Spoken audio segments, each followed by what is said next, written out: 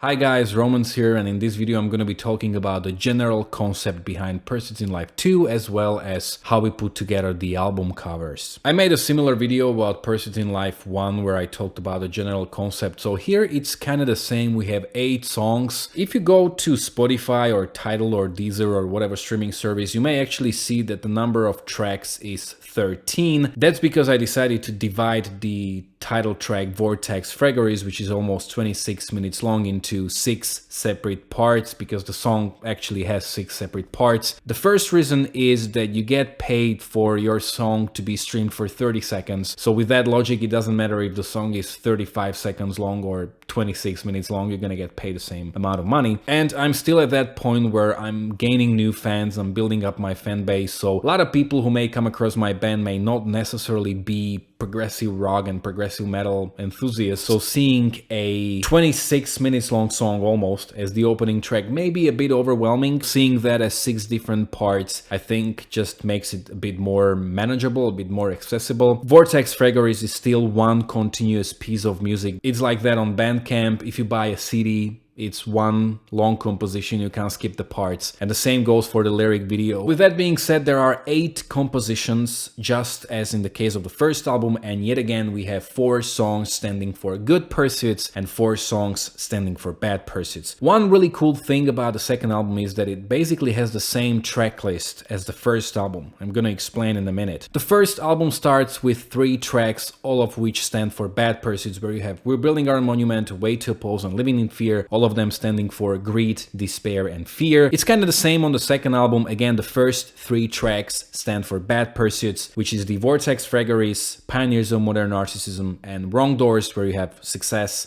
ego, and appreciation. Another 2 tracks on both albums stand for good pursuits. On the first album we have Pilgrim in Doubt and Missing Colors standing for purpose and love. On the second album we have My Biggest Foe and Lonely Crossings standing for acceptance and friendship. The 6th track on both albums stands again for a bad pursuit. On the first album it's Fake the New Kind of Beauty, standing for the pursuit of beauty. On the second album it's Fan Haters, standing for hate. And the last 2 tracks on both albums again stand for good pursuits. On the first album we have Don't Give Up That Dream and Cortex Labyrinthus, standing for dream and happiness. On the second album it's Distant Faces in the Dark and Golden Times, standing for closure and hope. I think this is a nice little detail that most people probably wouldn't figure out, but it's just something that I wanted to point out anyway. Here you can see a couple of the photos of the track lists. I was actually thinking about different songs to put on the second album. Actually, I mentioned this with general concept behind Pursuits in Life 1. Originally I wanted to make Pursuits in Life 1 as a double album, but eventually I decided that that would be an overwhelming amount of material. Plus I wanted the second album to be different. And when I was putting together the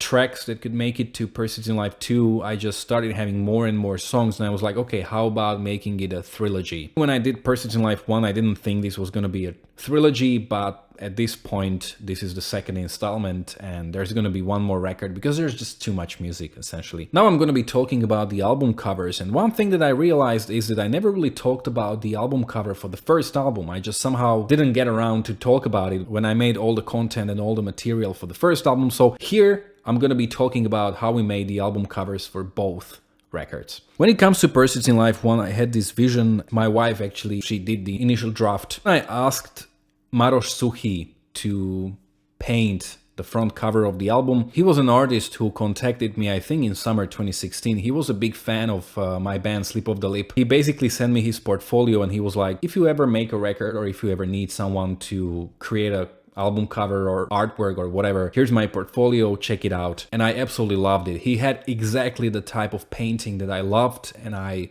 subconsciously wanted. So I contacted him and I sent him the initial draft that I made with my wife. I saw this character, this person kind of going through a valley. You would see statues on one side and on the other side. Statues on one side would be standing for good pursuits and statues on the other side would be representing the bad pursuits. And on the sky in the middle you would see this big moon kind of in the shape of a brain, and you'd see maze or labyrinth in his, hence Cortex Labyrinthus. This is the only track that I kind of regret about the first album, that almost everywhere it was called Pursuits in Life, like L being the combination of 1 and L. It didn't have the sub title Cortex Labyrinthus. I retrospectively changed it on all digital platforms because we were referring to Vortex Fragoris as the title track anyway. And there is actually a band called Within Silence in Slovakia. They play like Christian power metal, and they had a record where they kind of went for this idea. It was like a big hole somewhere in a castle, and you had basically statues on one side and on the other side. I don't think it looked exactly how I wanted, plus I don't think that their album like lyrically and conceptually had anything to do with that, but Maros was kind of adamant about it. He was like, let's go for something else so that we avoid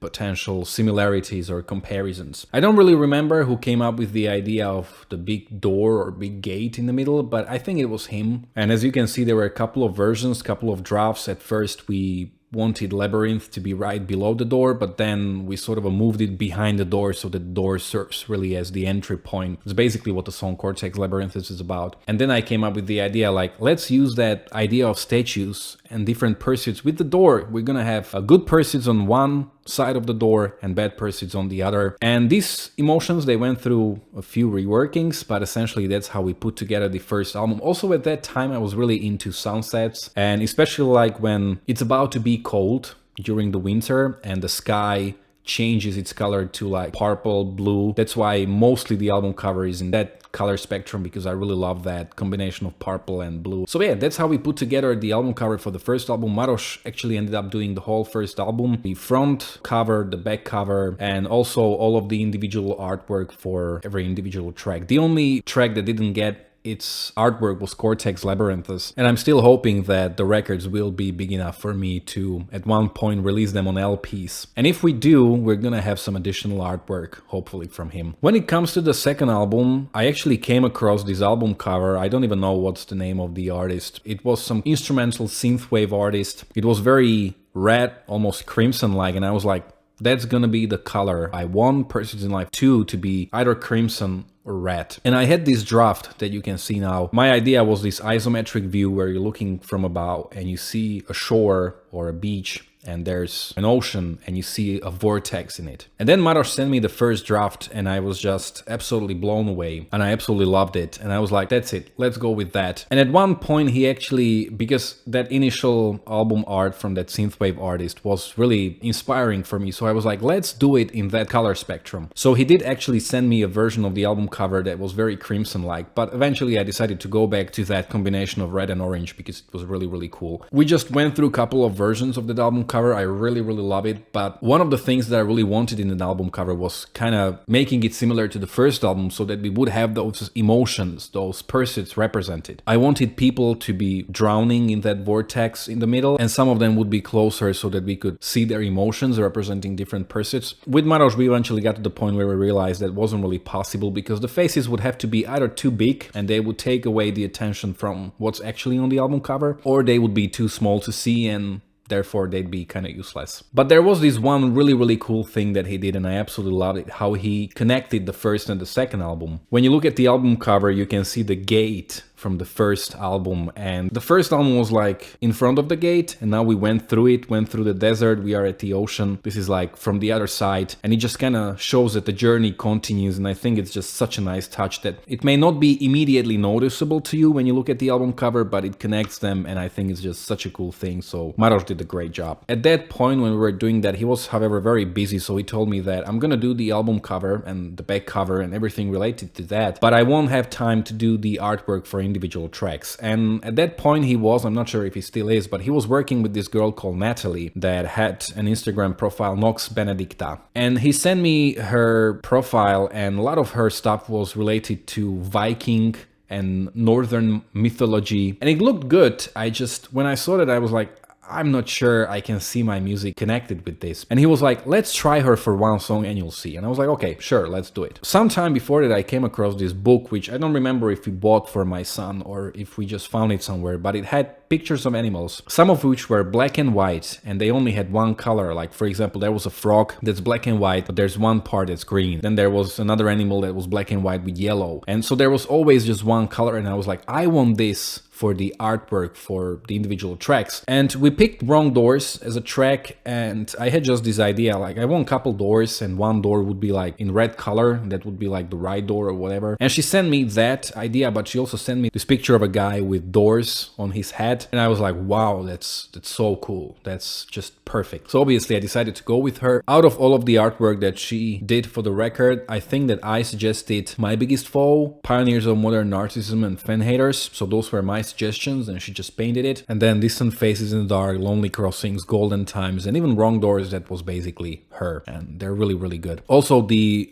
artwork for the track Vortex Fragoris is a bit different because it's more like brown and white rather than black and white. That was supposed to be a 2-page painting, and that was pretty challenging because I wanted her to show something that can be relatable to more parts of the song. So basically when you look at that painting, that can be part 1, looking at the horizon, seeing the promised land, but part 3 as well, when you have crossed most of the desert and you see that that promised land is not any closer. So that was a really cool painting that I really enjoyed. Some of the pictures that she made had like these colors like green or blue, but then she suggested that all of the colors should be related to the red color because the album cover was mostly red and orange, and she was like, let's keep all of these artwork related to those colors. I think it was a really good touch because it unifies the whole artwork. She's actually getting pretty famous at this point. So anyway, yeah, there you have it. This was the general concept behind the record and how we put together the first and the second album cover.